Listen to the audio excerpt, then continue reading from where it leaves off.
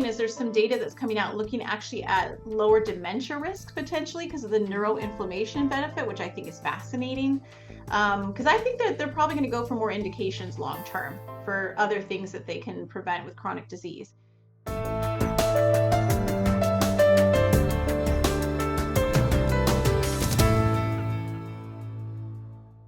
Thank you so much for joining us on another awesome episode of Bioenergetics Beat. I'm Heather Gray, a functional diagnostic nutrition practitioner and certified bioenergetic practitioner, and today is brought to you by Nikki, Unleash the Wellness Within. It's a non-invasive, easily affordable, highly effective approach to wellness. It's a wearable device that puts frequency better based life in your hands and on your wrist. Make sure to stick to the very, very end because, as usual, you're not going to want to miss one word that my next guest has to say. We're going to be talking about a topic that I don't think we've had on the show yet before, but it's something that's very near and dear to my heart, as with all the mold issues that I ran into this past year, and I gained 30 pounds from mold weight. The only thing that helped me lose it was microdosing GLPs. So, and it's funny because I started off with like, oh my gosh, they're the devil, because I think I saw some Tucker Carlson interview or something, and then somebody else went, no, wait. And then they showed me Tanya, oh my gosh, why am I forgetting her name? Anywho, doesn't matter. But saw somebody else that actually had some real science and stuff around it, functional medicine minded, and explained it in a way that made more sense to me. So hopefully we can, introduce you to a new subject, also clear up some misnomers and give you hope, right? Because that's what this show is for. Without further ado, though, let's welcome Dr. Jennifer Jane to the show. Yay! Thank you so much. No, I thank you. And I love the fact, I know sadly, it's great that we have so many women out there that are talking about women's health, because it's not something that's been studied a whole lot. There's been a lot of research around that. The research has only been done on the male body, so I love it. But we've had 5 shows and probably the last 10 that have been on, perimenopausal and hormones and stuff like that. So thank you for pivoting. And like I said, talking about a subject that's really, I absolutely love. So tell us a little bit about yourself, your background, kind of why did you get started in some of these more kind of, they're alternative, they're a little out fringe, right? GLP is not necessarily something that a lot of people are especially in the functional medicine world, have adopted just yet. So, I'd love to know how you got there. Yeah, so I'm Dr. Jennifer Jane Roelands. I'm actually double boarded OB/GYN and integrative medicine. I also did training in functional medicine and love talking about how to get ourselves healthy now and in the future. I think it's important in medicine that we really have a forward thinking kind of approach and are really trying to get things, dialed in now so that we feel healthier in 10 years and 15 years. So I think like most people in this area, we all start kind of with our own health journey where we kind of have to deal with these medical complications related to us. And for me, mine was actually fertility. I struggled to get pregnant with my second son. And after doing my own labs and diving deep, I found out I actually had PCOS and Hashimoto's both. And it was hindering my ability to get pregnant. And so, like a lot of doctors, you kind of get put on these regimens after you have a baby. And then you say to yourself, but why am I still tired? Why do I still feel terrible? Why is this happening? I'm doing all the things I know to tell patients and all the things that doctors are telling me. And ultimately, really realizing that nutrition was a huge part of health and making sure that I'm actually understand my own biology. So I ended up diving deep into integrative and functional medicine. And that's how I kind of went down that pathway, the dark side, as a lot of us say in medicine, the medicine 3.0 route to really kind of see medicine very different. Amen to that. Thank gosh, welcome to the other side. Yeah. But so what do you mean by double board? What does that mean? Yeah, so I did an OB/GYN residency. So I'm an Western medicine trained OB/GYN, but then I did a 2-year fellowship at Andrew Weil to get boarded. So I took boards, literally sat for oral boards and have someone essentially saying that my 2-year fellowship, I was trained in acupuncture, supplements, herbs, mind body medicine, that kind of aspect. Wow, Yeah. brava. That's very Yeah. impressive. I love it. How long did you have to go to school for all these things? Oh boy, man.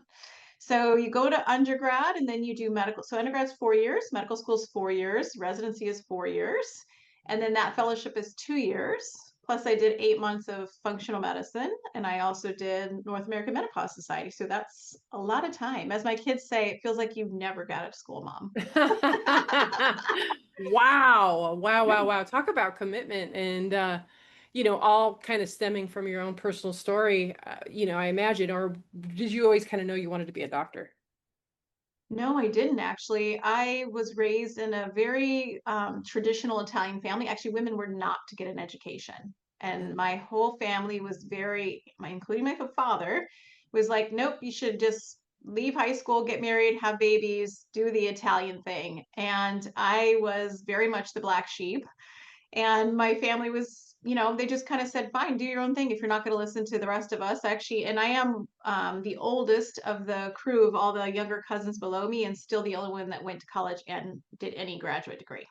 Holy cow. So not only were you not supposed to go to school, but you were like, no, watch me. I'm going to spend the next 20 years in school. Like you were like overachiever. That's amazing. I love it. Yeah, it just, I just kind of was driven by, well, I don't have a boyfriend at the time leaving high school. Now what are we going to do? So I hear this thing is called college. I should try. So I went to college, and it just kept expanding and expanding, where I would find people that I liked to be with and realized I like science. And I actually didn't even go straight to medical school. I spent a year in Central America doing research because I was tromping through the rainforest and doing plant research and parasite research because I had no idea what to do. I couldn't model after anybody. Like, Yeah. who is it I was going to ask? Nobody. So I just kept doing things. And while I was actually in Panama doing research on parasites, I said, I'm going to apply to this thing called Peace Corps. And then I also heard about Doctors Without Borders, where I could actually be a doctor and travel the world. Like, I'm going to apply to both. And whichever one I get into, I'm going to do. And I got into both. So I determined that the best plan was for me to just do medical school. If it doesn't work out, I can always go to the Peace Corps. And if it does work out, there you go. And then literally that's how I've lived my life. Like, what do I want to learn now? What do I want to do now? What do I want to pivot to? And so that's kind of, and still, still the black sheep in the crew, and that's okay. I Oh did my eventually gosh. have the Even four after kids. all those accreditations, still the black sheep? That's crazy. Yeah, because it's a different view, right? Still Yeah. kind of this, and one of my life missions is to support other women who have had that same challenge of feeling that people are not wanting to support you because you're a female. So one of the bucket list things in my life is to create a nonprofit that I can help women get educated. Oh, that's incredible. Yeah, It's funny. For the longest time, I never really would have considered myself a feminist. But as I've gotten older and I'm just seeing the world, because like a fish, when it's in water, it doesn't know it's in water, right? Like it don't yeah, realize the stuff, the oppression, all the things until I got a little older. And then I started looking around going, oh my God, this has got to change. So yeah, kudos to you, and within the states, just having Roe versus Wade, overturned. I mean, it feels like we're kind of going back to the dark ages again, so, yay, I am a feminist and I, appreciate women who are supporting other women and, all the same tide raises all ships. And this is not like to put down men in any way, shape, or form. We yeah, all need to thrive together. And yeah. yeah, just God bless you for the work that you're doing. That's awesome. Well, and in women's health, as we know, like the research funds are less than 8% of the NIH budget, I perimenopause knew it was 1%, low, but 8%? very low. So, Of and I don't course. see that getting any bigger currently in the landscape that we're in. And so I think, we have to push that. We have to keep trying. We have to keep advocating for us and have our partners advocate for women's health as well. And so be a part of this. So, Oh my gosh. All right. This is a good spot. We're going to pause. When we come back, I want to dive deeper into, because some of you might be like, what is a GLP? What do you mean by microdosing? What can that help with? A lot of the controversy right now is, around Ozempic, Mounjaro, those kind of medicines. And that's the one that I think I heard Tucker Carlson talking about. But when you microdose a GLP, you get it from a compounding pharmacy, it's a completely different animal. yes. Like I said, it's what helped me very slowly. Like it almost took me a year to lose 50 pounds, because it was such a low dose, moved up so slow. I didn't have, near the side effects. But I know there's so many other benefits to this as well. So like I said, I can't wait to dive in deeper and learn about GLP-1. So stay tuned. Don't go anywhere. We'll be right back. There's a new word for wellness, Nikki. Nikki is your personal wellness companion, a sleek, wearable device that lets you choose from a variety of programs to match your day. With a simple tap on the Nikki screen, you can explore wellness programs created for different moments and lifestyles. Need a lift? Select energy. Looking to unwind? Tap stress and anxiety. Want to feel more at ease? Choose pain. Heading out on a trip? Try travel to help you feel ready for new adventures. From busy mornings to quiet evenings, Nikki puts a variety of wellness experiences right at your fingertips and on your wrist. Life moves fast. Nikki moves with you. It's a portable way to bring wellness technology into your everyday routine, wherever life takes you. Your day, your choice, your wellness program. Nikki Wellness Technology. Delivering frequency enhanced health. We are Nikki.com.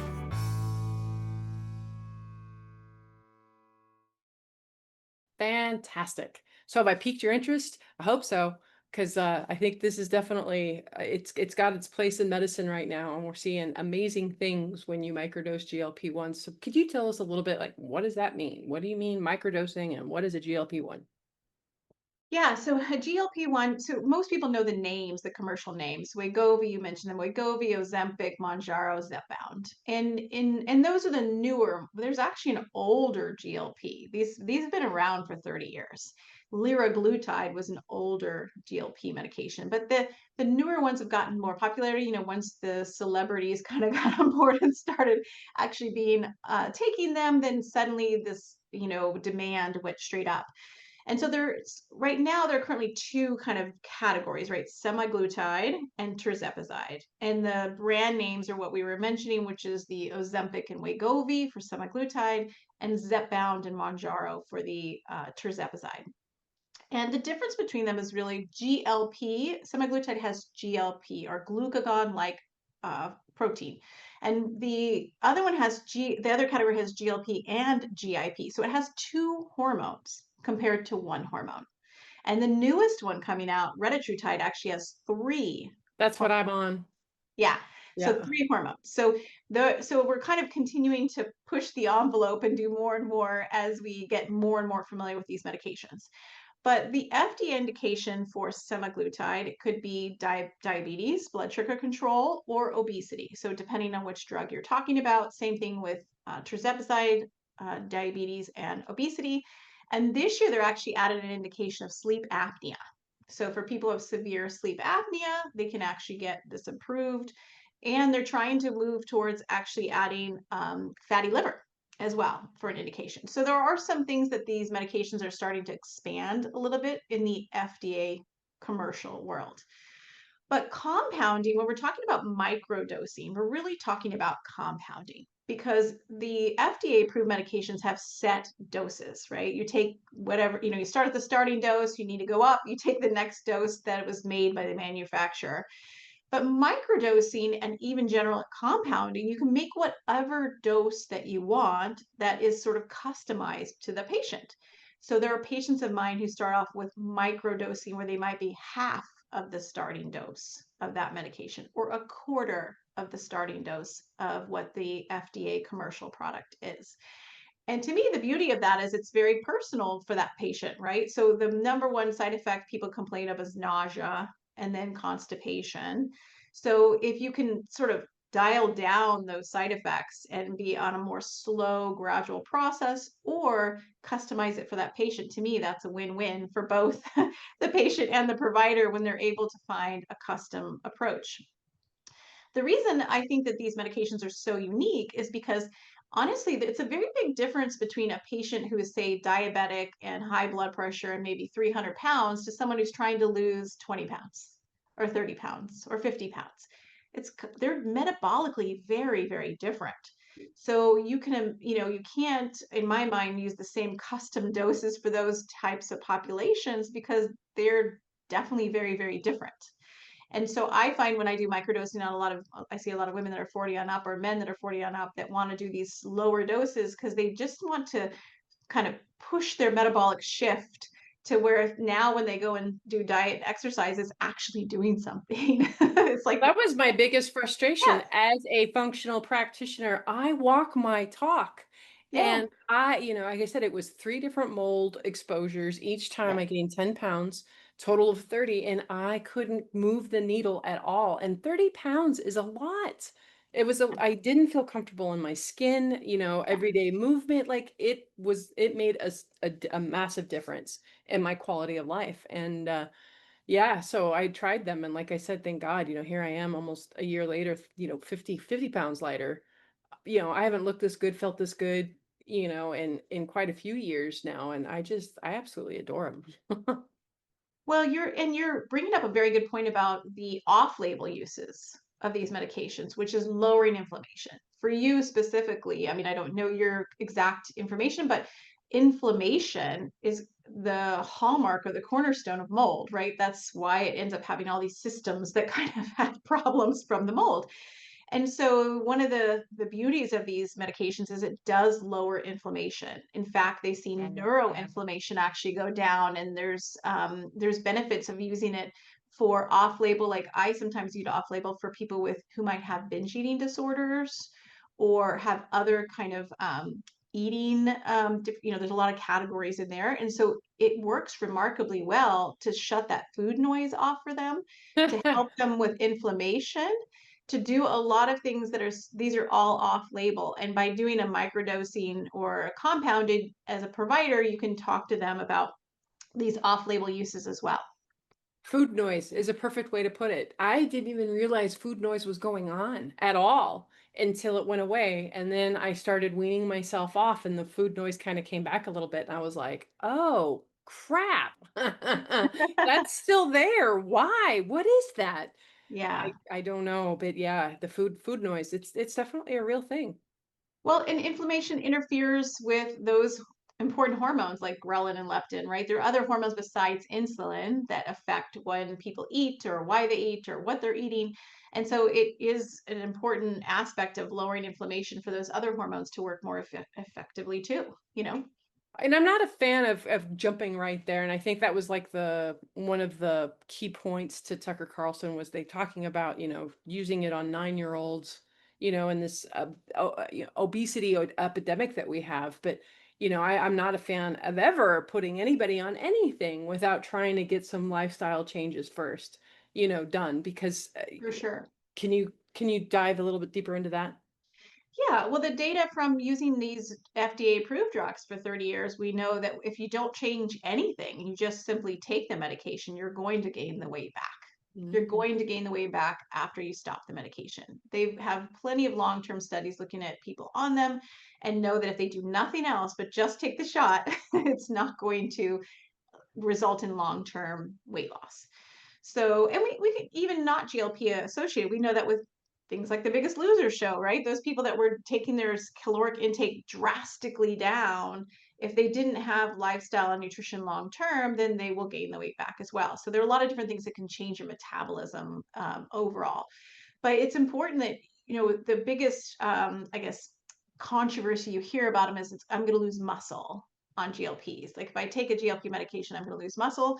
And so I always frequently remind people that, again, it's a different population from someone who's a diabetic, 300 pounds, who's on a GLP medication that might be having rapid weight loss versus someone who might actually be doing it on a 10, 20, 30-pound loss. And those people are lifting weights, eating protein, doing the things to maintain their healthy lifestyle. That's, again, I just don't see it in clinical practice. I've been using it for years, and I don't see where people are losing muscle mass. We're very, when we're doing medically supervised programs, we're very vigilant about checking someone's muscle mass. Absolutely. I know my doctor was, and Dr. Tanya, who I think is who I first heard talking about microdosing GLPs, she's like, there's 2 non-negotiables that if I put you on these things, one, you need to start lifting weights, 2, you need to, Yep. start eating more protein or getting good quality protein in your diet, Yep. because those 2 things are going to totally help down the line. And I think that's what I love the most back in the gym again is, seeing the definition when I'm working out. I'm like, oh, there's my muscles again. I knew they were in there somewhere. Yeah. well, yeah, I mean, it's motivating, right? It is, it is. And Very as we get motivating. older, there's a lot of research about how much muscle mass we have compared to, how it helps our bones as we age and fragility and Yeah. breaks and that sort of stuff. Can you tell us a little bit more about that? Yeah, I mean, as we age, we lose muscle. We lose, especially in perimenopause. That thing is the slope that goes down, right? Muscle and bone density, bone turnover, all the things. So it's important that you're actually lifting anyway, regardless of GLPs or not, that you're actually lifting, putting stress on your bones, doing exercises that are resistance training to improve bone health, and really focusing on building muscle because you lose muscle. So, it's the one thing you get to do before you're 30 that works so great is you're building muscle and it stays. And then you hit after 35 and 40 and it just starts going down. So it has to be part of your healthy lifestyle as well as you age. Absolutely.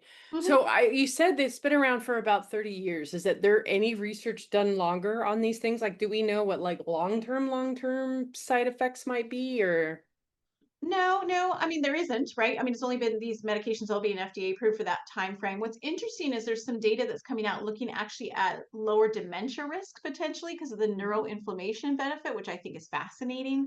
Because I think that they're probably going to go for more indications long term for other things that they can prevent with chronic disease. So, we don't know long-term effects as far as like, but a lot of medications we don't know long-term effects. I mean, that's Viagra has true. not been on that long. That's true. That's Viagra true. has not been FDA approved for longer than that. And yet That's that is true. probably the most popular drug in men's health. So, there are some things still we're going to have to learn with time to see, does it affect anything in particular as far as like, does it change your cancer risk? Or is there anything like that? Well, we do know there are some people who can't take them, right? You can't take them if you have a history of medullary carcinoma of the thyroid. You should not take them if you've had poor reactions to GLP medications, whether they're oral or injectable. So there are people who shouldn't necessarily take them anyway. And obviously, you should take it if you're 120 pounds and you don't really need to lose weight. That can also happen too. I've certainly had conversations with patients where I had to say, our goal weight is here, and that's a healthy weight. Let's focus on that. Yeah, no, absolutely. I think my doctor actually wanted me to go down another 10 pounds. And I was like, I know 180 sounds like a lot, but I am, 5'8" and have more muscle on my figure. And I'm just like, I feel comfortable at this weight. Yeah. I don't want to lose anymore, And she's like, but it's a better BMI. I'm like, I don't care. I As we know, BMI is a terrible indicator, right? Right? That's why I was like shocked. I'm like, no, we're good. I'm good. Yeah, So yeah, it's a terrible so indicator for health. I know I wish because of my history with Lyme disease and mold, so I was metabolically kind of not very stable, healthy to begin with, no matter all the stuff Yeah. that I've done. Because when you've had these things in your body for over 30 years, like I have, there's some collateral damage to things. Oh, for sure. And with you talking about the protection of the brain, I'm like, oh, I wish there was a way. I'm living in Mexico right now, and I don't know how to get it here in Mexico to continue to take it because that is one of my biggest concerns because of the risk with Lyme and mold and Alzheimer's and dementia, right? Like that is the number one thing that I'm focused on these days is keeping my brain and cognitive, health as long as possible. Because I think it's so sad that we have already people, it's like the frog in the pot analogy, right? Where you turn up the heat, turn up the heat, turn up the heat. People don't realize that the heat's being turned up on them. So now they think that it's just a normal part of aging, Alzheimer's and dementia. You don't have to lose your mind as you age. Yeah. Well, I mean, the centenarian studies will tell you that those studies of people over 100, I mean, a lot of them just literally went to sleep and woke up and that was it. Like they had very short years of disability. There was a small window compared to where in the United States where we tend to have 10, 12, 15 years of disability at the end. So, prevention of disease is your best medicine as opposed to trying to reverse it. Absolutely, Mhm. absolutely. So as we're getting closer to the end here, are there any other little nuggets that you that we should know about GLPs and microdosing these types of medicines? The other, the compounding pharmacy is important. You want to make sure that you're A, being medically supervised, and two, it's a good compounding pharmacy that has high quality. So this is always an argument of people who are anti-compounders, right? They always say, well, like you can't guarantee quality, you can't guarantee. You can. You can make sure that you're getting it from a legitimate source that does third-party testing, that does sterility in their facility. Like you can dive deep into having a good compounder. And obviously, a good provider that you know has already done the work would make life much easier by just making sure you're connecting with someone who understands how to use them.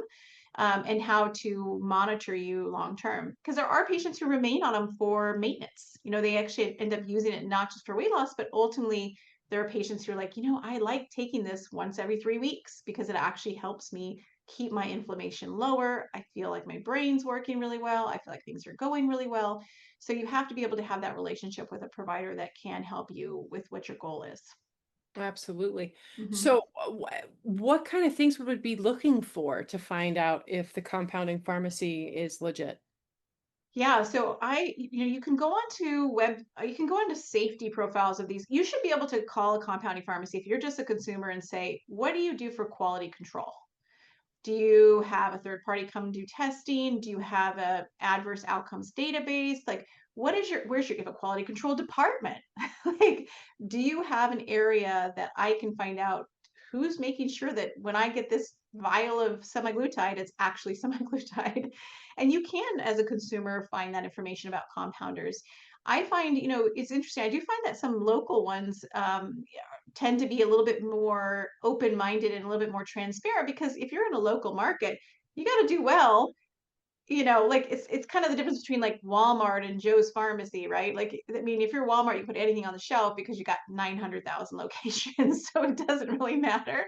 But if you're Joe's Pharmacy, you're going to care that your community that you're serving thinks that you're a good pharmacy or a good quality pharmacy. So I've had more luck, honestly, with local pharmacies and relationships than sort of nationwide brands. But you can, as a consumer, ask them, what is your quality control area? Do you have a department? What do you do for testing? How can I ensure that the product you're giving me is exactly what it is every single time? Those are things you can do as a consumer to check into the compounder. But the easiest way would be to find a relationship with a provider that you know and trust, and that can help you navigate that as well. Absolutely, because a lot of times we want to go for the cheapest price, and that's not always, the best thing to do when you're looking for your health type stuff. So I know my Yes. provider did find and vet somebody out of Texas that was, one of the better prices. And then I ended up finding one that was local and kind of some, it was a little bit more expensive, but it was great to be able to have it the same day and also, just have that transparency and be able to ask those questions to somebody right there face to face. Yeah, yeah. And there are a lot of other off-label indications for GLPs. So if you're curious about it, I would say just find the provider that uses both compounding and FDA approved products and ask the questions like, do you know anything about GLPs and this? And see if that's something that maybe potentially you could use. Like for you, you're discussing that the underlying problem was mold and you're essentially using it for weight loss but also with inflammation. So there are kind of other things we use it for, but understanding that you need to bring to the table what are you looking at for it to do specifically. Absolutely, absolutely. Yeah. And so tell us just, oh, this is getting to the shameless plug time of the show. Tell us a little bit about who do you work with and how do they find you? Yeah, so I have my own practice called Precision Health MD. I'm actually licensed in 10 states. And most of the patients that come to me, first of all, I'm a perimenopause and menopause expert. So I certainly see women who are 40 on up, but I actually do prescribe TRT and do men's health as well. So patients will come to me who are really interested in hormone optimization, maybe peptides, maybe just overall longevity type. How do I feel good now? How do I feel good in 10 years? How do I prevent falling and breaking my hip? Like kind of a more long-term goal. That's And then I awesome. have a YouTube channel that's actually my name. So Dr. Jennifer Roelands, which is a perimenopause and menopause channel. That's great. Thank you. Sorry. I know I seemed a little distracted. Uh, I have kittens and they're awake right now and they're Oh, using my room like a gymnasium and they're knocking stuff over and doing things that kittens do, which is a little distracting. I should have probably shut the door, but knowing them, they would have sat outside the door and cried. So, no problem. oh Listen, my gosh. it's part of the fun. You know what I mean? Right. I'm like squirrel. Yeah. So anywho, thank you so much for being on the show. So make sure we'll have her information in the show notes. Also make sure when you're at the show notes to visit wearenikki.com/podcast, enter in bio beats, one word, for 10% off a Nikki. And because we really love our customers, the way we show appreciation is we give away one Nikki device that comes with a wellness suite of frequencies. It's a $598 value on every show. So make sure Wow. to, make sure to sign up, and good luck. And make sure to join us next week. Thanks for joining us, and have a healthy day. Nikki Wellness Technology. Delivering frequency enhanced health. It's got so many options. I'm just going to go over, it's like a menu that you can choose. It's so easy to use. You just click on what you like. For example, it's got travel, pain relief, energy boost, allergies, trying all the frequencies. This is my Nikki. It is a bioenergetic wearable that works by emitting a specific frequency carried by a red light, as you can see on the back. It's aimed at enhancing the body's natural healing process to improve wellness and reducing stress, pain, and inflammation. And to select a frequency, you tap it to wake it up, and then you slide to the screens that list the different frequencies. I have wellness or Lyme on mine. So if we want to pick one, we just tap on it, and you'll see the circles around, and there's a play button, play areas, tap there, and you can see the colors radiating that show that it's playing, and you would also see the red light on the back. And to stop, you just tap it again, and then you can slide and select a different frequency. I'm going to play afternoon. And you just tap, and away you go for your afternoon. So they're two different things. You have the Nikki device, and then you have the frequency sets. And so right now they have the wellness set of frequencies, and they have the Lyme set of frequencies, and both of them are absolutely incredible. I use both sets on a regular basis, so I absolutely love them. Nikki Wellness Technology. Delivering frequency enhanced health. We are Nikki.com.